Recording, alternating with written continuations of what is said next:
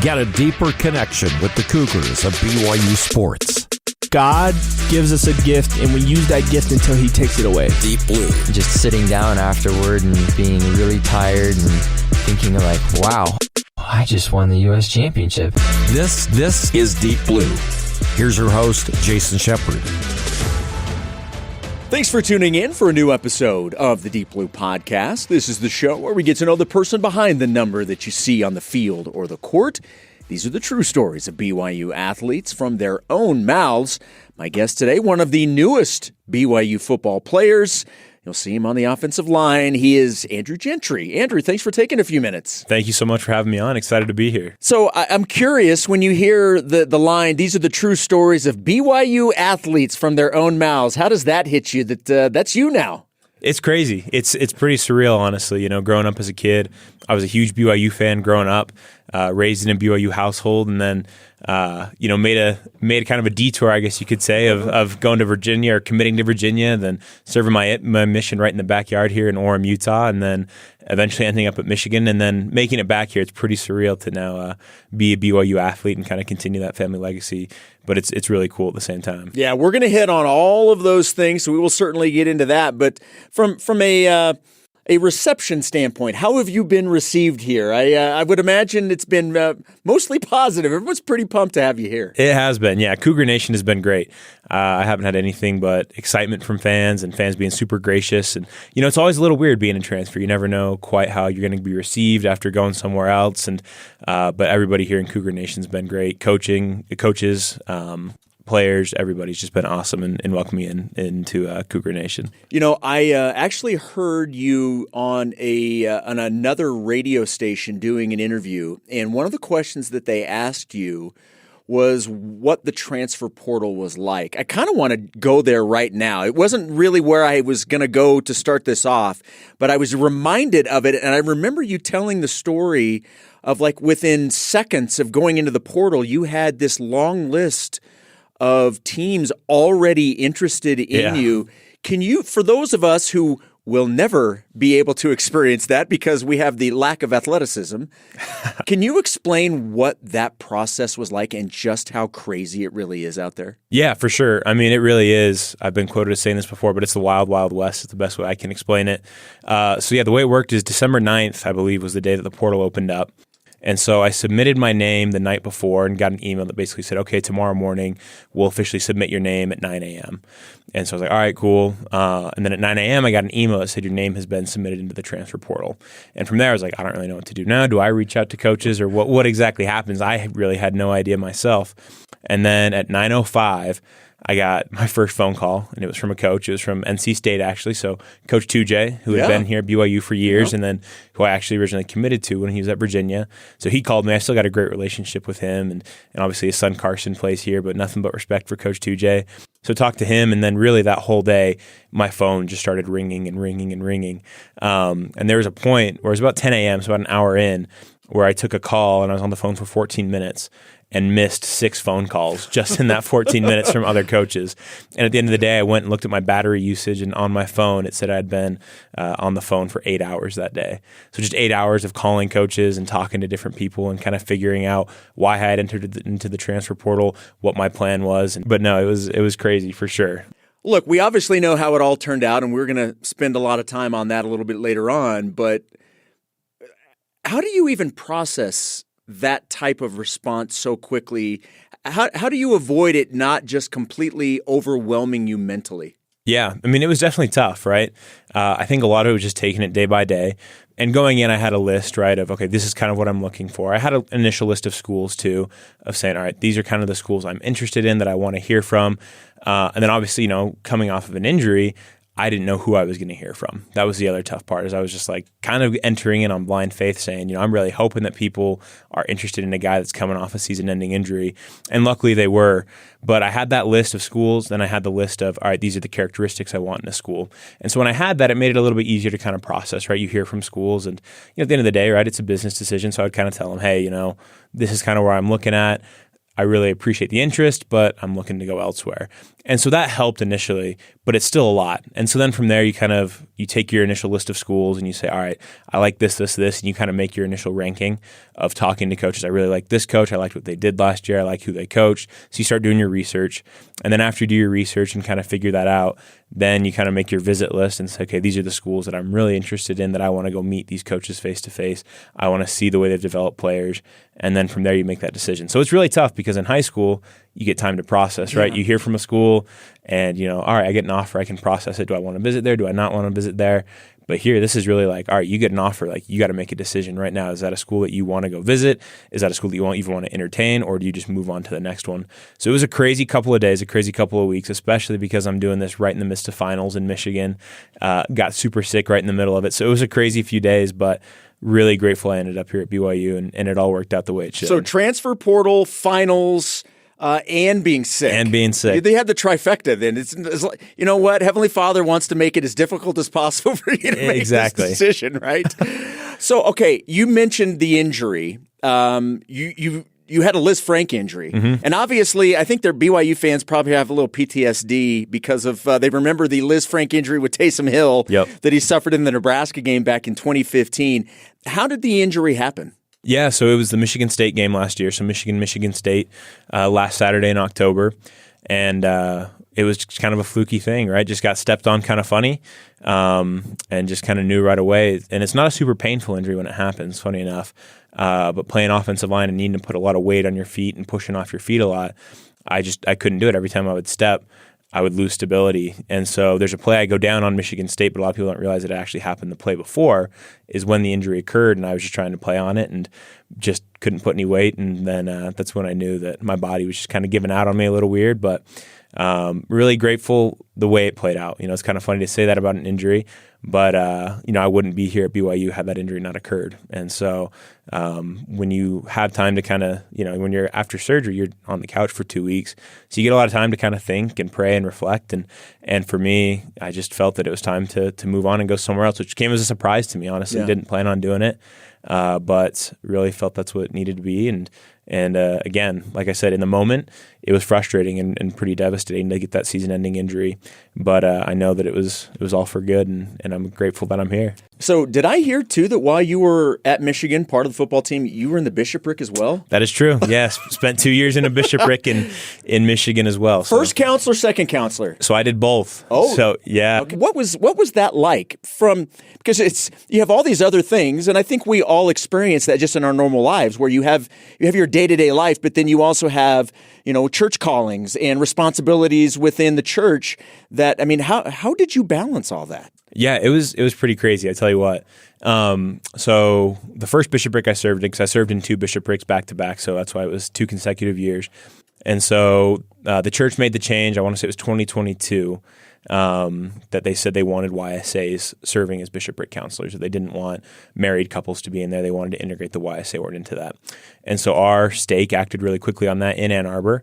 And so I remember it was right before the college football playoff that year. So right before we were about to play TCU, I was just finishing up my freshman season and finishing up my first semester of college, right? And so that's busy enough. I remember thinking that was a lot of work. That was busy. I was always, trying to do something, trying to get back in shape after my mission, and really enjoyed that year. Got to play a little bit too, and obviously it was a great year as well for us. And so I remember right before, I think it was literally a week before we left to go play TCU, a member of our stake president actually at the time was like, "Hey, I want you to come meet with me," and so met with him. He's like, "Well, they made the change, and we want you to serve as the first counselor. The bishop wants you to serve as the first counselor." And I remember in that moment, I was like, I don't know how I did it this first semester just doing school and football, and now you're adding on top of that, responsibility to serve in the bishopric. And I remember that I was like, well, I'm going to do it, right? If the Lord wants me to do it, I'm never going to say no to a calling, right? Whatever it is. And so I was like, I'm totally willing to do it. Whenever I asked my stake president, I said, but I just need some advice from you. Because he was a facial surgeon, so he was a really busy guy as well, and was balancing life as a stake president. Now he's an area authority as well, and so great guy. And so I said, I just need some advice from your perspective on how I balance all this. And he said, the Lord expects you to be a really good football player. He expects you to be a really good student. and he expects you to serve well into bishopric. And he said, but if the Lord knows that you can do it, then he's going to make a way for you to do it. And so I just remember from that on, I was like, all right, well, the Lord needs me to do all three of these things right now. He wants me to be a good football player. He wants me to be a good student, and he wants me to serve well in the bishopric. And so my time had to be budgeted very wisely. When I got to the weekends after football games were done, really my focus then shifted to bishopric duties, right? And whether that was doing Tom recommended interviews that Sunday or prepping for the sacrament meeting that week or finding speakers, I really had to focus my Sundays on everything bishopric. And then certain days throughout the week, right, we had bishopric meetings on Wednesday. So I knew, okay, Wednesday night, I got to make sure that I get my homework done in the morning because I got bishopric meeting at night. And honestly, though, those 2 years of serving in a bishopric and then also having the experience of playing football, winning a national championship, and then also being in a really rigorous business program at the University of Michigan really taught me how to budget my time, but then also that when you give the Lord everything, right, we talk a lot about obviously consecration in the church. And so when you give the Lord your all, he really does magnify your efforts. Because there's times that I look back and I'm like, I don't know how I got everything done that week. I don't know how I still had time to make it to church. But it did. And there was times, right, where, I had to tell them, like, hey, we're traveling to a game, right. We're going to a bowl game. I can't make it to church and had to rearrange things but everybody was super supportive of me. Coach Harbaugh especially was really, really supportive of me serving in a bishopric and would always ask me questions about it. So it was a great missionary tool, but really, I love the experiences that it taught me personally and gave me the chance to serve. We're going to spend quite a bit of time talking about Coach Harbaugh. What's your relationship like with him today? He's a busy guy right now, Sure. right? Yep. Being the coach of the Chargers, but we still have a great relationship. I don't text him very often because I know that he's busy doing different things. But when I was in the portal, I communicated with him a little bit, and he was always super positive. And he was Coach Harbaugh. I love Coach Harbaugh. I've got nothing negative to say about that guy at all. Playing for him was so much fun. Learned so much from him, and it was funny because I was at USC actually on a visit and Lincoln Riley pulls out his phone and he's like, hey, look who I just got off the phone with. And he had just talked to Coach Harbaugh and he had told him that I was there visiting and Coach Harbaugh had said great things about me. And so we've got a great relationship. And like I said, he was always super supportive. And I know a lot of people know here that he came out and visited me as a missionary and saw that. And he was always asking me questions about the church and different things, a very devout Catholic himself. And so he's always been supportive, and I know when I was in the portal was very supportive of me making the decision I did. Obviously, he's a big Michigan fan, having coached there and then played there as well. And so he's a Michigan man through and through. But he loves his players, whether that's past or current. He loves every single one of them, and so he was always looking out for me. And I still stay in contact with a lot of guys on that Charger staff as well. I was texting their strength coach just 2 days ago. He was asking how I was doing. So it's been really cool to keep that relationship going. Did you have many opportunities to share the gospel while you were at Michigan with teammates, whatnot? Because obviously, I'm assuming that people are always curious. Yeah. And so, what kind of opportunities did you have to do that? Yeah, we had a ton of opportunities, or I had a ton of opportunities personally to do that. So I was the only member of the church on the team, but people all knew my story because all of a sudden they signed this missionary and they're like, what the heck? Who is this kid? We weren't even recruiting him. He had committed somewhere else. And why is it 2 years later that we're recruiting him? So everybody on the team knew that I was a member of the church. But I also made sure that I never hid from that. I never hid from that personality, that it was always the forefront of my personality and the way that I lived my life was that I was a member of the church. And it was awesome because I had so many people come up to me and ask me questions, or I had teammates that were struggling with things. I remember one instance in particular, I had a teammate that was going through a rough time in life, and he said, I need to talk to you about, he's like, you have a good relationship with God. Can you just kind of tell me why you have that relationship? How do you forgive people? And had a great talk about that. I had one Sunday where 4 of my teammates came to church with me as well, just because they were curious. I gave a Book of Mormon to I think about 5 different teammates. So I had plenty of missionary opportunities to do things. Nobody got baptized, but They still do ask me questions. And it was funny, right? They knew that I was super religious, so they would refer to me as Pastor Gentry on the team sometimes. They knew that I was in a bishopric, and to them that was, they're like, oh, it's Pastor Gentry. And so as an offensive line, though, after every practice we would pray. And I remember one day our coach was like, hey, let's just have Pastor Gentry start praying for us. And so after every practice, I would pray with the offensive line. And I was one that would lead the prayer in practice and after games. And so, again, like I said, right, well, maybe somebody didn't join the church. It was really cool to be able to live my faith. Mm-hmm. And the coaches put me in a great spot to be able to live my faith. Both Coach Moore and Coach Harbaugh were very supportive of me in living my faith and respected it. And I got to answer a lot of really cool questions and have really cool conversations that I wouldn't have had anywhere else, I really believe. And it was, to me, one of the coolest experiences of being at Michigan was having that opportunity to be a light for Jesus Christ while playing football as well. Well, I mean, clearly, just that example alone, is proof enough that you don't have to be at BYU to be able to be someone that, people recognize as a member of the church, out in the quote unquote mission field.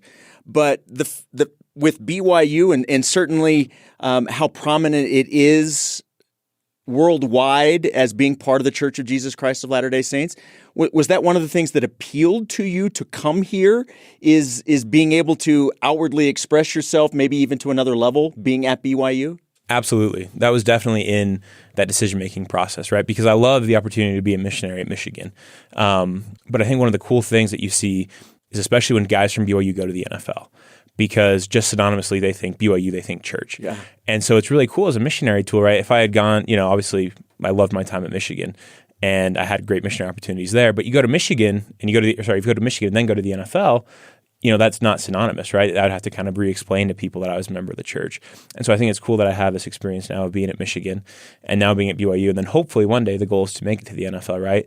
That I can still have that synonymous name with the church, right? Yeah. That, he went to BYU, he's a member of the church, right? And that doesn't mean that everybody who's in the NFL right now from BYU is a member of the church, but it still carries that name with it. And I spoke to Jimmer Fredette while I was in that decision-making process. He's a family friend of ours.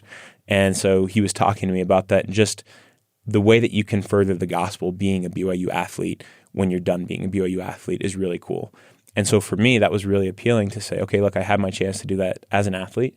Now I get the chance to, live at BYU and have that experience, and then hopefully, continue that at the next level or whatever it is, right? Whether it's the work field as well, being able to still say I went to BYU and having that chance to share the gospel that way. Everybody dreams of playing at the highest level. And in college, there's no higher level than winning a national championship. Yep. And that's something you have now experienced. Take us through what it's like being with Michigan during that national championship run. Yeah, I mean, that was unbelievable. Honestly, the most memorable football season that I've ever been a part of. I played sparingly, kind of had a reserve role and got in a lot of games on the O-line and then played on special teams in every game and whatnot. So, I wasn't as involved as some of those other guys were, but still being a part of it it was really cool to see how bought in everybody was. And people have asked me, okay, what was kind of the difference between other teams you've been on? Because I've been on some really good Michigan teams too that didn't win the national championship. And they've asked me, what was that difference? What pushed you guys over the edge that year? And to me, honestly, it was one, everybody loved each other, right? Like I look back on that team and we were all just super close friends. But then I also looked too, and everybody was just bought in, right? I remember starting that season and it was like, we're going to win a national championship, but we're not settling for anything less. I remember the year prior, it was kind of, all right, let's beat Ohio State, let's win the Big Ten, let's make it to the college football playoff. But then the next year it was, no, we're just winning the college football playoff. Like the rest is going to take care of itself, but we're going to go out there and we're going to win every game. We're going to win by a lot. And then we're going to win that national championship. And everybody bought into that. And I just remember walking in, to the weight room, and it was, January of 2023. So right after we'd had that loss to TCU in the 2022 season. And our strength coach, had written up the score of the TCU game on the board and said, you guys were this close to making it to the national championship. What are you willing to do this offseason to get to that next level? And I just remember everybody said, we're going to do whatever it takes.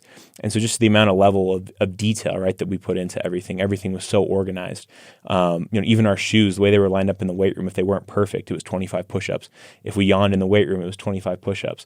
It was just so detailed. And if you look at who was the least penalized teams in college football that year, it was the University of Michigan and the service academies, right? So it took a level of detail comparable to service academies to go and win a national championship. But because everybody bought into that, it just made it so much fun, right? It was tough in the moment, right? We had a lot of tough workouts. Practices were really hard because you're going up against, we always said that the best defense in the country was our defense and the best offense in the country was our offense. So the hardest thing you had to do in terms of football was practice on a Tuesday when it's full go, right? And you're going up against each other in full pads. And so when you had that level of competition and you had that level of detail and everybody having the same goal and push to get each other to be the best that we could be, it was just unbelievable that year, to the point where, it just felt like it was just flowing. Every game we just walked in and, it didn't matter who we were playing. We just said, we're going to win and we're going to win by a lot. And most of those games ended up, being wins. Everyone was a win. And most of those games were by a lot too. I think we only had like one or two games that were even within a touchdown of each other. And so it was a really fun season. And it's been cool to now make this transition to BYU And, they got really close last year, Yeah. right? Obviously, I wasn't a part of that team, but they got really close. And to hear kind of those same sentiments that I heard back in 2023 early on of, being 5 yards away against Arizona State or being a play away against Kansas, right? You win those 2 games, you're in the playoff, right? You're in the Big 12 championship, then you're in the playoff. And you win one of those games, you're probably in. You win one, yeah. And so, you're really, at the end of the day, you're 6 yards away. You look at that Arizona State game, you're 6 yards away from, being in the college football playoff. And so it's been cool to see that guys are bought in and they see that mentality because that's what it takes to go and win that national championship. So when you go from the highest of highs, winning the national championship, nobody better than you, how much of a shock to the system was that following offseason when Coach Harbaugh decides to leave and sort of the anchor of it all isn't there anymore? How was that to deal with? It was tough, right? That was definitely a tough transition, I think, for a lot of guys. Because not only did we lose Coach Harbaugh, we lost 18 guys to the NFL that year. So, then you lose your core guys who are all going to the NFL and doing great, right? So happy for them. But it was a tough transition to say, all right, we got to rebuild and kind of, keep that standard the same. And obviously last year was a little bit of a struggle at times, right? Had some ups and downs, played a really tough schedule. You look at the teams we lost to. Most of them were in the college football playoff. We played them in the regular season. Still beat Ohio State, which is great. Always good to beat those guys. but no, it was tough, right? And I remember myself kind of thinking too, it was different not having Coach Harbaugh there. I'm not saying it was bad or good. It was just a different transition, trying to learn those different things. And but one thing I will say that Michigan did a very good job of was always just hey, stick to the roots of work hard. And obviously, as a lot of people know the saying, "Those who stay will be champions." Yeah. And that was the big mentality of kind of pushing through it. And it was a good season, a good learning opportunity for me. And I know a lot of guys, and and I love Michigan, right? I want people to know that I didn't leave because I dislike Michigan or different things like that. But really, honestly, just felt really inspired after that injury that it was time for me to move on and go somewhere else and do something different. Well, and I want you to know this. Anytime Michigan played Ohio State, I was always pulling for the Wolverines. That's good. So, that's what we like to hear. Yeah. I just want you to know that. I want you to know that. All right, we're going to take a quick break. We come back. We're going to get into the Gentry family and growing up in that household. Our guest today, Andrew Gentry. We'll have more with Andrew coming up after this. You're listening to the Deep Blue Podcast on BYU Radio. Thanks again to everyone out there for listening to the Deep Blue Podcast. Make sure you leave us a rating and a review on the show. You should always check out other BYU Radio podcasts as well, like Big Stories. Cleon Wall dives into incredible and amazing tales from around the Big 12 and beyond, like Kansas offensive coordinator and former BYU coach Jeff Grimes. He and his wife Sherry decided early in their marriage that they wanted to adopt a child from another country. They detail their long journey to adopting Jada from Africa and how that girl changed their family dynamic. And then there is Wyoming women's rodeo coach J.C. Hupp, who lost her parents and niece in a terrible accident, but continues to lead the Cowgirls in the rodeo arena. There are so many more inspiring stories just like these two tales. So check out Big Stories on your favorite podcast platform and start listening today.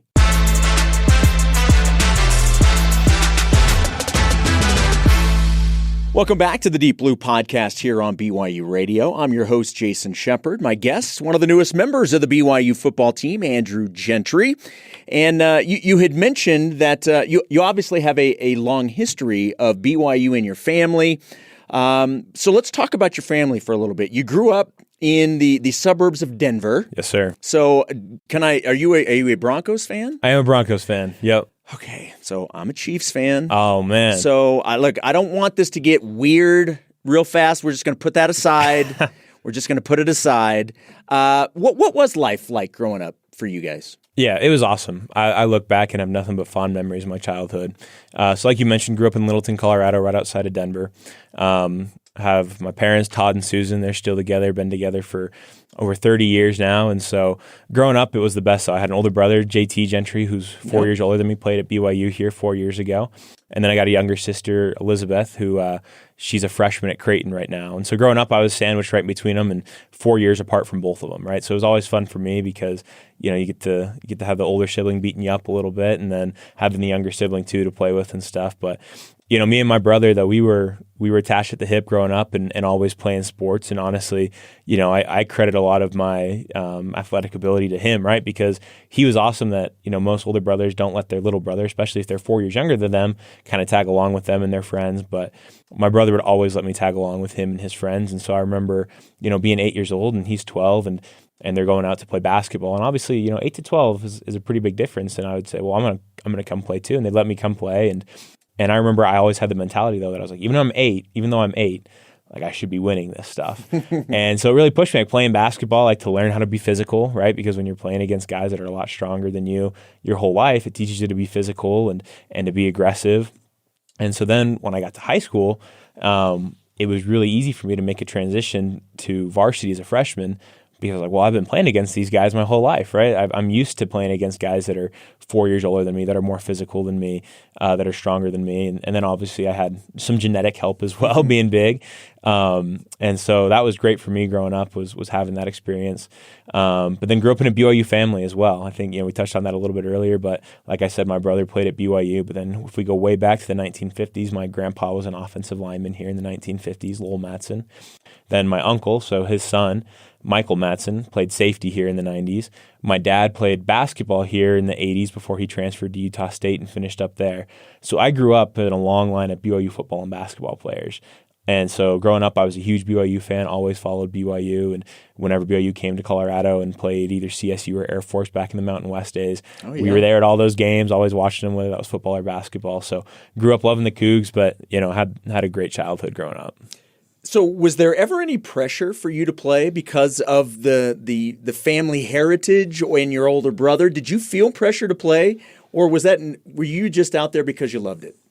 Yeah, I was out there because I loved it, right? I think, people would say, oh, you feel pressure from your parents. Obviously, they encouraged us to play, but they encouraged us to play. Then I picked up a ball and I loved it, right? And so I always say, I'll play any sport as long as there's a ball in my hands or a ball on the court.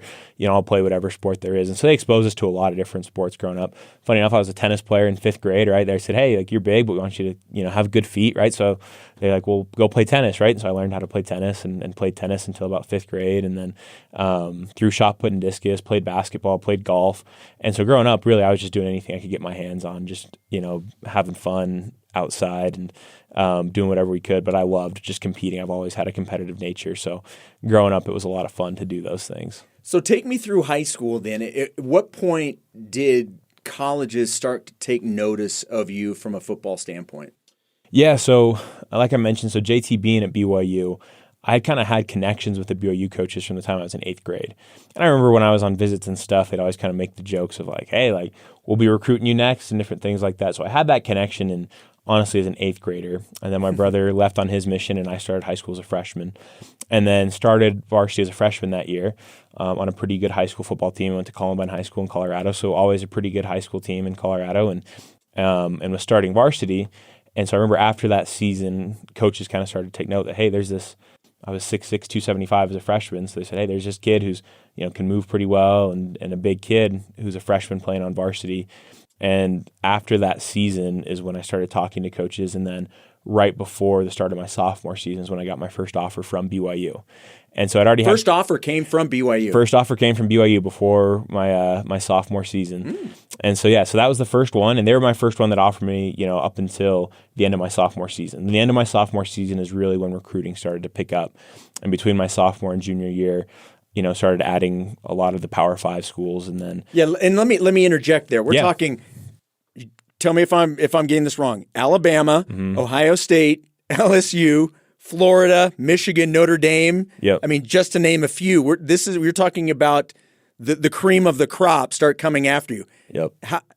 How do you comprehend that? Yeah, as a high school kid, I tell you what, it was a lot to all of a sudden, think, all right, I grew up a BYU fan, that's kind of what it was, and then all of a sudden, you have Nick Saban calling me on the phone, right? I remember having conversations with Nick Saban, and I was like, this is pretty cool, right? That was for me, being a college football fan, I was like, this is cool. But I had great parents, and that's the thing that I credit a lot of it back to, because they would always say, this is a decision that you're making, yes, for 4 years to play football, but it's really a 40-year decision too of, where you want to go to school, who are the people you want to interact with, because football can end on a dime, right? You never know when your football career is going to be done. And so they kept a really good head on my shoulders. of always, I would talk to them about everything, and they were involved on a lot of the phone calls with coaches, would go with me on visits, and gave me the opportunity to see a lot of places too, right? I mean, I remember visiting Clemson. I remember, visiting Notre Dame, went through and really any school that you could think of. They said, hey, we want you to go see it, experience it, see the lights, and then make the decision based off where you feel is right, not just who has the best and brightest facilities. So here's my question, and this is probably the fan in me asking this question. Because BYU was always part of your growing up, and you have your brother playing at BYU, and your dad was a part of BYU, and your grandpa and uncles, you ultimately decide to commit to Virginia. Why not BYU then? Yeah, it's a great question, and one I've talked a lot about. A big thing, one, was not being in a conference. At that time, BYU was still independent when I committed out of high school. And so I really wanted to be in a Power 5 conference, then now a Power 4 conference.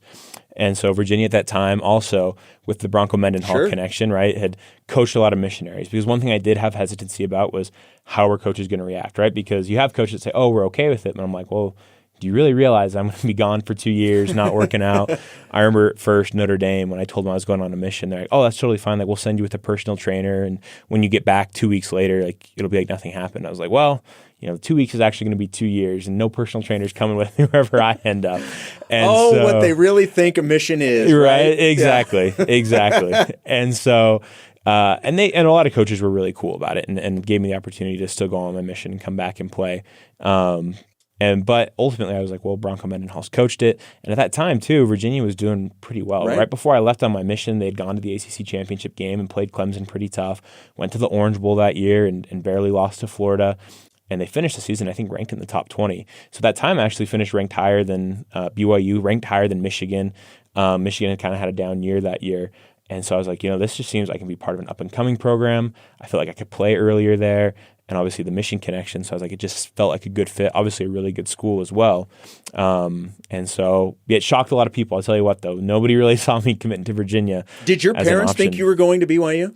No, they were always super supportive, and I was super open with them. I think maybe early on they probably did, right? Mm-hmm. Like when I very first started getting recruited. But then they were super open of like, hey, you go where you want to go. We're not going to push you any which way. And they were super excited about Virginia. We all were. Like I said, I still have a great relationship with Coach 2J. I haven't talked to Coach Mendenhall as much, in the portal and different things like that. But obviously with Carson being here, Coach 2J's son. I actually ran into Coach 2J at the Newark airport. I was getting ready to fly home. I had taken my boys to New York. This was, I don't know, probably 2 years ago now, maybe even 3 years ago. And I'm walking through the Newark airport, getting ready to fly back to Utah. And there's Coach 2J walking through the airport. We just sat there and talked for like 45 minutes. He's a great guy. He's awesome. He's great. Awesome. Yeah. And so after that connection, I just was like, that seems like the right place to go. And so commit and then head on the mission. And then, things ultimately changed up a little bit. So okay, called to serve in Argentina originally, right? Yep. But that's not the way things played out. Give everybody the story here. Yeah. So I got my mission call in February of 2020. So a month before the world shuts Nothing's down. about to change, right? Exactly. Yeah. So I get my call and I'm like, oh, this is going to be great. I'm going to the Mexico MTC starting June 1st and then to Salta, Argentina. And I was super excited. And then all of a sudden next month rolls around of March 2020. And I'm like, well, maybe I'm not going to the Mexico MTC, but I'll make it to Argentina at some point. And then you start going along. You're like, well, I'm not going to be going to Argentina anytime soon. But then even when I started my mission president in Orem told me, he's like, we expect you guys to be here maybe 3-4 months, and then you guys will get sent down to your assignments. Well, Argentina stayed closed for a while. Obviously, the pandemic kind of was going up and down and picking up and then slowing down or whatever. And Argentina kept its borders closed. They were closed. And so never made it down to Argentina. And so ended up serving right in here in the backyard of Orem, Utah. And so at first when you get that call to Orem, right, you get that reassignment, my stake president called me and told me I was going to Orem. I thought he was joking at first because my grandparents lived in this mission. My brother lived 5 minutes away in Provo. You're like, Orem, New Hampshire? Right? Exactly. That's exactly what I was thinking about. I was like, all right, Orem, Utah, huh? So got here, but honestly, I loved it. It was the best mission for me at the time. It was a great mission to serve in. And so I'm really grateful I ended up here for 2 years. The Lord had to, take some detours to get me here, but I loved it. What's it like serving in a very member-dense area? It's the best because you got a lot of member help. They want to help you out. They want to feed you. They want to do different things for you. Did you ever want for a meal? I can't imagine that you did. No. Well, I mean, during the pandemic, maybe. Well, yeah. that's true because we yes. couldn't eat. Yes, Yeah. that's right. Yes. So for like the first actually like full year of my mission, we couldn't even eat with members. So yes, there were definitely times. Like I remember Christmas and Thanksgiving, like we had to cook for ourselves, or they gave us like. It was like funny. They actually gave us, I think it was from BYU, it was like BYU meal prep turkey, and it was like frozen vegetables and like this slice of turkey. I was like, it was my first Thanksgiving away from home, and I was like, I could use a member meal right now.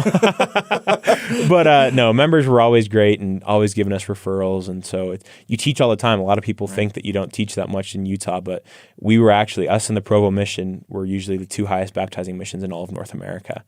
And so you teach all the time. It was honestly just a really great experience all around. I have to assume you're running into people from your mission all the time being here now, right? All the time. Yeah, all the time. I think I've run into like 4 or 5 different people from my mission just in the last week. So how many people from your mission did when you decided to make the decision to come here? How many people reached out to you? I've got to imagine so many. The phone blew up. Oh yeah, so many people reached out to me because they were obviously, so when I flipped on my mission, there were some people who were like, what are you doing? Like you're in BYU's backyard and like you're switching and you're going all the way to Michigan. And so there were some people that were a little unhappy about that, obviously in a joking way, right? They were always very supportive. But when I made that decision to ultimately come to BYU, I heard from a lot of people being very excited to have me back. And I'm excited to see more people as well. Okay, let's get into that story. So while you're serving, that's when Bronco decides that he's going to hang it up. He resigns from Virginia. How do you get that news, by the way?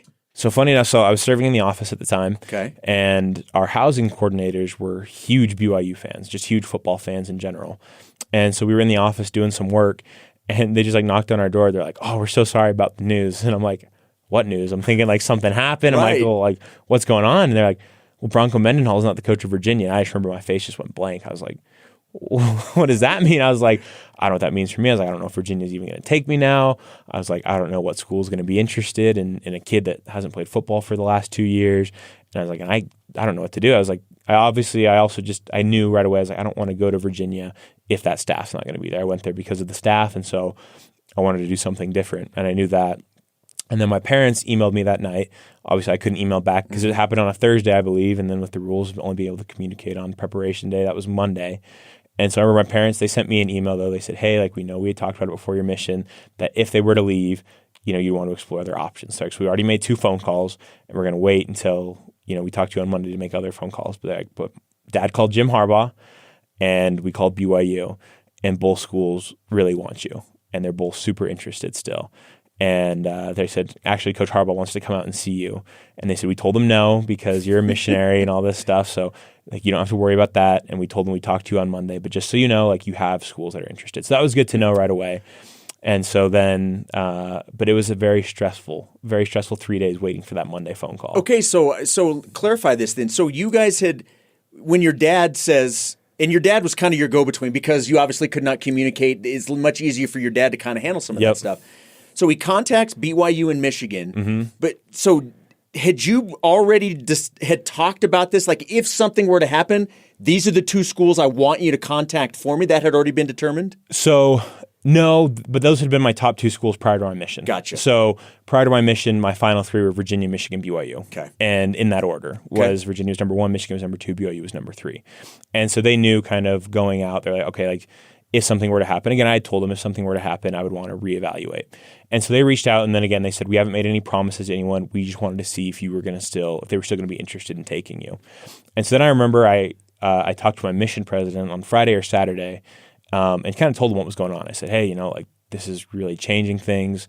I don't know what's going to happen. I don't even know. Like I said, I know I got a spot at Michigan and BYU, but I don't know anywhere else. And I said, I'm going to try super hard to stay focused on the mission. I told him not to come out, and he said, I want you to stop right there. He said, before you came out on your mission, he said, did you buy white shirts? I was like, yeah. He's like, did you take mission prep? I was like, yeah, I did all that. He's like, you prepared to come out on a mission. That's just 2 years of your life. He's like, you have the rest of your life now. He said, you need to prepare to go home. He said, you need to meet with these coaches. He said, you need to meet with these coaches in person. And he said, so you've got my permission to have them come out and see you if you want them to. And so then on Monday, that's when I talked to my family. Yeah. And I said, they kind of said, hey, we talked to Michigan. They're like, Coach Harbaugh is just begging to come see you. And we told him no. And I said, well, President Evanson said, hey, they can come out. Like, we talked to the area presidency as well. We got it cleared through them. Like, they're okay to come and see me as a missionary. We just kind of have to keep it on the down low, keep it fast. Like, we don't want it to take a full day, but they're allowed to come out and see me so I can at least talk to them face to face and see them. And so they said, all right, well, we'll tell Coach Harbaugh. And we kind of had a conversation that day. And honestly, at the end of that day, just kind of talking and seeing things, just we all felt very strongly that Michigan was going to be the school. And I don't really know how else to describe it other than we prayed and the Lord was helping out and looking out for me as a missionary, because I didn't have to go through this whole process again of, evaluating different things. I was just kind of like, I'm going to end up at Michigan. I just really felt that. I was like, I still want to meet Coach Harbaugh and shake his hand and look him in the eye and decide that's where I ultimately want to go. So my parents talked to Coach Harbaugh. They said, hey, you can go out and see him. You can go recruit him. It's going to have to be fast. They gave him the parameters that my mission president had given. And so we drove down to the Tucanos at University Mall, and my parents knew the owner of Tucanos, and so he was in our stake back in Colorado, and so he let us kind of eat in a private room in the back, so there wasn't a lot of attention drawn to this missionary eating lunch with Coach Harbaugh in Orem, Utah. But so yeah, had a 45-minute lunch with him, and me and my companions, and I was in a trio at the time, so we all ate with him, and Sean Nua as well was with him, who was the D-line coach at Michigan at the time, and now is the defensive line coach at USC, but he's a member of the church, BYU alum, so kind of knew the area, and was able to talk to him, and just at the end of the dinner said, I'm going to come to Michigan, and so that was that. Shook his hand, and he said, all right, we'll send you the papers, and so signed the papers, and then I was a Michigan Wolverine as a missionary 18 months into my mission. So I love how you say we need to have it on the down low, but yet that story got out pretty quick. It did. Like that blew up. That story is somewhat legendary of Jim Harbaugh flying in to meet you at Tucanos in Orem for just a couple of hours. Yep. What's that like? Because you obviously, you've been given permission. So it's not like you're doing anything behind anybody's back, but yet you're still a missionary and you've been on your mission for a while. What is that like, kind of going back into quote unquote normal guy mode to have these conversations and discuss football? It was interesting. I tell you what, like I said, those 4 days were probably some of the most stressful, crazy 4 days, that in the transfer portal, I tell you. But it was crazy, but it was also really cool as well. Because yes, you kind of have to go back into normal guy mode, but I also stayed as a missionary. And so I remember Coach Harbaugh coming in and asking, he's like, so what are you guys doing? And we kind of told him what we were doing as missionaries. And he kind of asked well, what does that differ from Catholicism a little bit? And he was asking really good questions, and he was genuinely curious about why I was out here as a missionary, and so we were able to talk to him a little bit about it. Obviously, didn't teach a full first lesson or anything like that because it was a very quick and kind of business meeting. But we stayed in missionary mode, and it was really cool to talk to him and to have that. It was honestly, to me, I look back and you talk about coolest experiences of your life. That's up there in the top 5, no doubt, because I'm a missionary for the church. But then you have Coach Harbaugh, who at the time just finished a 12-1 season, just won the Big Ten championship, and he's out there and you get to talk to him about what you're doing. And then having the chance to then, go and play for him. And so to me, that was really cool. And then as you mentioned, the story breaks, and being in Orem when that story broke as a missionary, I remember I was like, how did this story break? And then I walk out of my apartment that day, and some lady stops me on the street. She's like, aren't you that missionary? I was like, oh no. It's like word travels fast. I was like, yeah, literally. I walk out of the apartment. I was like, oh man, this is going to be a long day. And so it was funny. People, again, though, they were very supportive and different things. There's a couple comments of people upset that I committed to Michigan in BYU's backyard.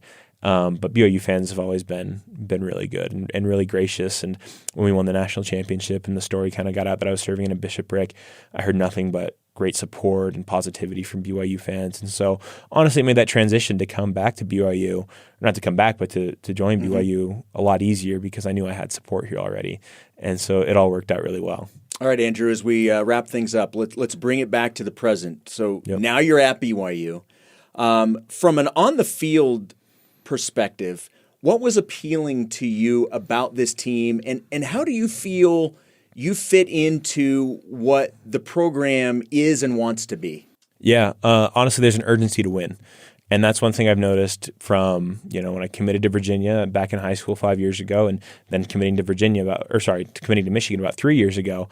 I didn't sense that urgency to win a national championship, right? Obviously, they wanted to win, but the way that Kalani has now built this staff, between the strength staff, the offensive line coach with Coach Woods, and just everywhere, right? I mean, it's completely different.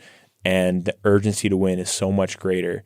And, I've been a part of a program like we talked about earlier with Michigan where that urgency to win was so high in that national championship season. And I sense a lot of those similar things right now at BYU. And so I wanted to be a part of that, right? I wanted to be a part of a school that, was ready to win. And, I had other schools that were in the playoff last year. I had like about half the playoff teams that offered me to come back and play for their team next year. And I ultimately chose BYU because, one, it was a great fit for me socially, spiritually. But then also, I said I still want to win games. I'm not going to go to a school and not want to win games still. And BYU's in a great position to do that. And there's a lot of effort and time being put into that. And for me on the field, I just want to contribute that. I want to contribute to that urgency, to raise that urgency, right? Because I've seen it. I've seen what it takes to win a national championship. And so I want to do that as best I can. And also just go in and compete, right? I know there's a great offensive line room already. I'm not expected to be handed anything just because I'm a transfer, because I played at Michigan or anything like that.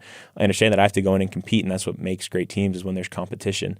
And so I'm excited to raise that level of competition, to go in and compete, and really just help these guys go win a lot of games so we can go out next year and win a national championship. And I think that's the mentality that's now switched, right? Before it was, let's just get to a conference, let's get to a Power 5, or let's get to a New Year's 6 bowl game. But now it's, let's get to the playoff, and let's not just get to the playoff, let's win the playoff. And so that's the goal going into next season is let's go win the playoff, right? Let's go win every game by a lot and, go all the way. I'm telling you, music to every Cougar fan's ears. This has been so much fun. I really enjoyed this. Thank you so much for doing this. Likewise, this has been awesome. Thank you so much for having me on. Yeah, and I'm not just saying this because we're 5 feet apart. You are as impressive of a human being as I have met in a very, very long time. Oh, thank you. You are fantastic. I am so excited to have you here at BYU. I'm pumped to be here. You guys have been great. Thank you so much. Well, thank you so much. Thanks once again to my guest, Andrew Gentry. My name is Jason Shepard. Ben Hall produced this episode. Deep Blue's senior producer is Cleon Wall. You can download and subscribe to Deep Blue on all podcast platforms or find all episodes on the BYU Radio app. Deep Blue is a production of BYU Radio.